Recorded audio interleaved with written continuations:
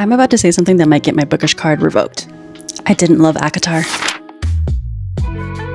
Now let's be clear, I don't think that they're bad books. I actually think ACOTAR has done something really important to the book community. I just think I might have missed that moment. I have seen so many people claim that ACOTAR is their favorite book series of all time, and I'm not here to bash on that. This series is responsible for getting thousands and thousands of people into reading. Obviously, this is one of the series that made Book Talk, Bookstagram explode, and Sarah J. Maas has built this massive fandom based on this series. So naturally, as a fantasy romantasy lover, I genuinely thought that I was going to really like this.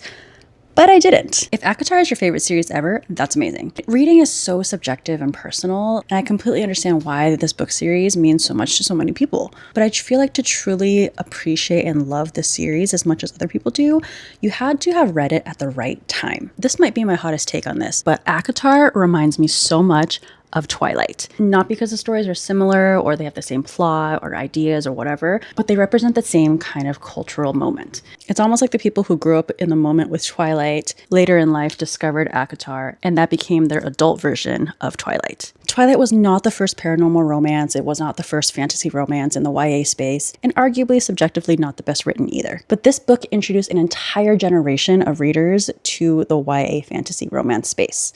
It was the series of the moment. Everybody was reading it. It was either Team Jacob or Team Edward, the movies, everything, the merch. It was one of those book series that became bigger than the book themselves. And this is coming from somebody who was a Twihard. So I was there during that moment. I was there during the hype. So I completely understand and relate to all of that. And I think many of you would agree that ACOTAR is pretty much doing the exact same thing in the adult romantasy genre. So that brings me to my second point. Honestly, you had to be there. You had to be there during the hype. You had to be there during the hype for Twilight. You had to be there during the hype for ACOTAR to really, truly understand and relate to all the other people who love and adore this series so much. And what do I mean by the right time? If you discovered ACOTAR when Book Talk was really exploding, especially if this was your first romantasy, if this introduced you to morally gray characters, semi-enemies to lovers, multiple love interests, fae or magical politics, magical worlds and fantasies, and slow burn romance. If this book was your first introduction to any of that,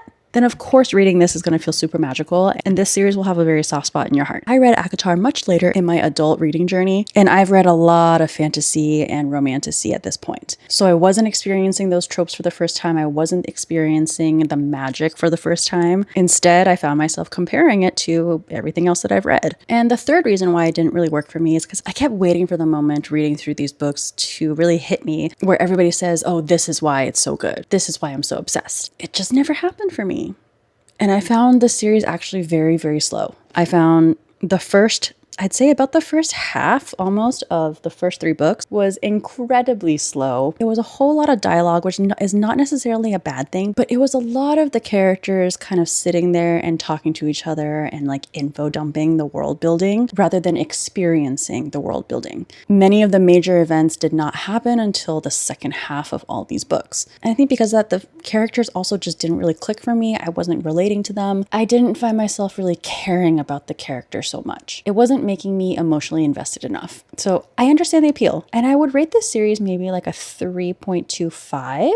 So slightly above average, not terrible, but it wasn't great. It just wasn't for me. It just wasn't the outstanding series that I was expecting. So again, I understand the appeal. I just don't personally share that appeal. But here's where I think that ACOTAR deserves a lot of the credit.